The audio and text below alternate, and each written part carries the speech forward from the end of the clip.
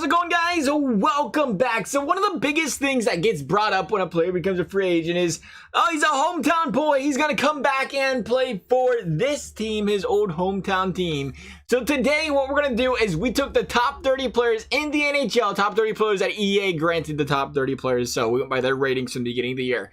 And we put them all on the teams that would be their quote-unquote hometown team, whether that be the city they was born in or the hockey team that was closest to the city that they was born in. I'll just bring up the list and it'll make sense to you, right? And I will bring this up. The one exception we did make was that if you was from Canada, if you was from the States, we assumed your favorite team was from the States. So I think there was somebody Detroit. It was a Leafs player.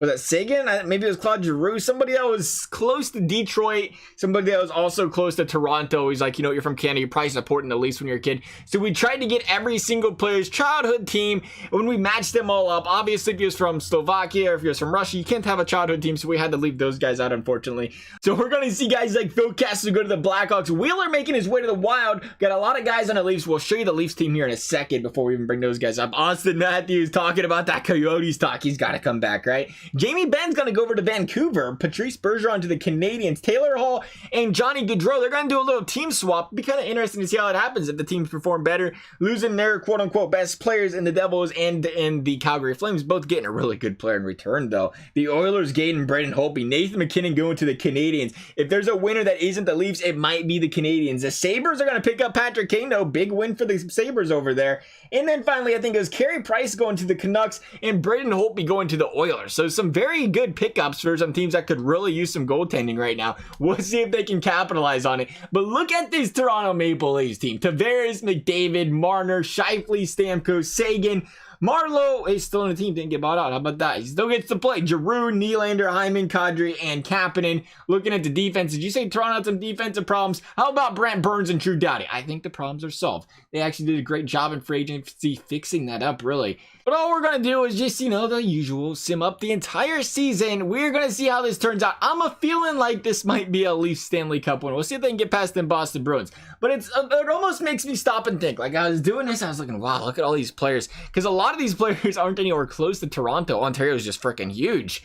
It's like, why doesn't hockey, you know, if you're going to do an expansion team, why not throw one in Ontario? I think maybe, does Toronto just not want to share their fans? Is that what the problem is? Come on, you guys got to share your fans. Sharing's caring. You guys got a big area. Because what you can tell by it is it's just like, wow, the best players in the league are all coming out of Ontario, which kind of means a lot of the, you know, I guess you could assume that popular is most hockey, or popular is most hockey. That would make sense. Hockey is most popular in the province of Ontario, which would make sense to add another team in there. But I don't know, I guess. Let's just throw one in Seattle, I guess, and hope it sticks. I don't know.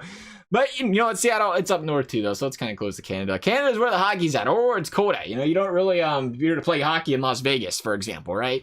Kind of warm down there to be playing hockey, but it's working out for him so far over there in Vegas right now, though. But man, I was thinking, you know, going to this video, I was like, oh, it'd be great where you get, you know, get my favorite players that are childhood fans of my favorite Blue Jackets. Unfortunately, the Blue Jackets would not be gaining any players from this, and even furthermore, if that was the case, Toronto would be stacked. So if you was ever thinking, wow, it'd be fantastic if my favorite player from my favorite team would come to my team, you know, because he grew up here, you might want to rethink that if you're not a Toronto fan, because that could get a little bit feisty for the rest of the league. Look at Toronto walking through everybody, 51-15.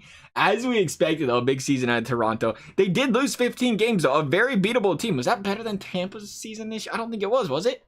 I think Tampa had a better season than that. So, you know what, Toronto?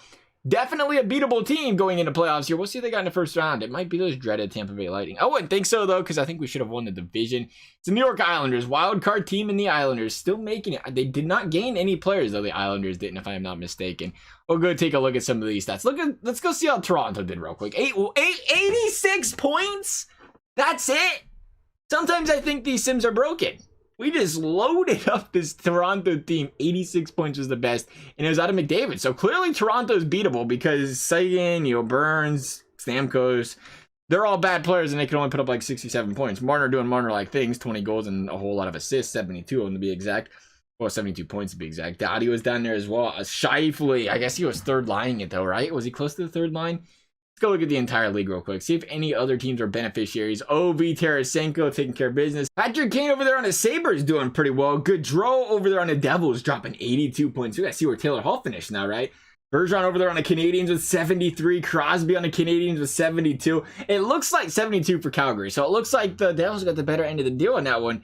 Less goals out of Johnny Gaudreau, though, right? It looks like, by the looks of it, apparently the more stacked your line is, the less likely they are to put up points, because that's kind of what I'm getting from this, which makes, no sense. We can't even sugarcoat it.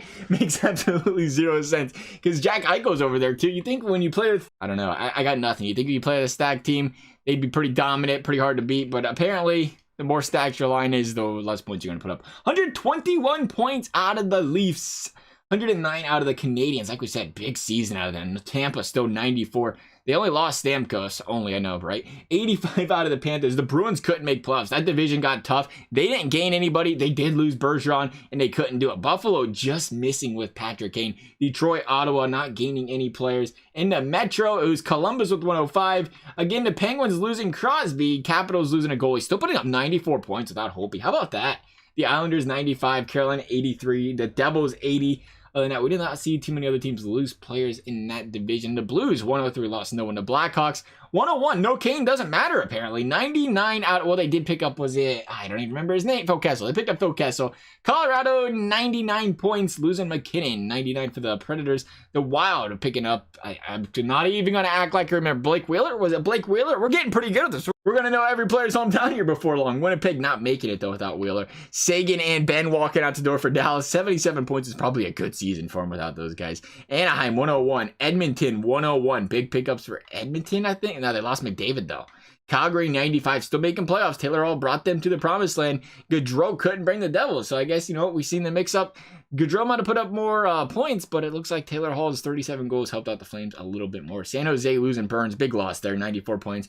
Vancouver, even with a couple additions, couldn't get there, 88 points. And they had the goaltending, right? Was they a team that gained goaltending? Edmonton was. I know that. Edmonton's goaltending, definitely a reason why they dropped 101 points this year. That might be all you need, Edmonton. A goalie that can carry the team. Maybe. I mean, you already got a forward that can carry the team. If the goalie can carry the defense, you guys feel like a cup winner, don't you? Let's go ahead and sim up these playoffs, though. See who we do have our Stanley Cup winner as. I'm assuming it's the Leafs. Just by the way the Leafs have been playing, just by the way the Leafs team's a little bit stacked, it seems likely. But Tampa, no easy task at all. And they're going to get swept by the Tampa. Oh, no, they didn't. They lost in 6, though. I thought it was swept because that 4th game didn't show up. But they lost to the Tampa Bay Lightning. A stacked among stacked teams for the Leafs. And the Lightning still knocked them out of playoffs. We'll see if it's the Lightning that still won the Stanley Cup, though. Might have been the Canadiens they went up against? It was the Tampa Bay Lightning. So apparently, you take all of these good players, you help other teams out, you take Stamkos away from the Lightning, and the Lightning just don't care. They're still going to win a Stanley Cup. How about that Lightning? That's how good that Lightning team is. You just can't take everybody away from them and expect them. I mean, there's only Stamkos at the end of the day. Got a lot of Russians over there. They get to keep Kucherov, Vasilevsky, Freddie Anderson with the Hart, Obi with the Art Ross. It looks like the James Norris, Seth Jones, baby. Lady Bing going to Tarasenko. Pedersen, the Memorial, Vasilevsky, the Smythe, Vesnov, Anderson as well, and the Jennings. Masterton, go for enough. Pavelski getting a Selke, the Lindsay. Really? Anderson with the Lindsay. Most outstanding player I selected by, okay, that is, you don't see that very often. Maurice Richard going to Obi. Otherwise, though, guys, as for this video, I hope you enjoyed it. If you did, a thumbs up would be appreciated. If you'd like to subscribe as well, that'd be fantastic and appreciated. Otherwise, thank you guys for watching, and we'll see you next time.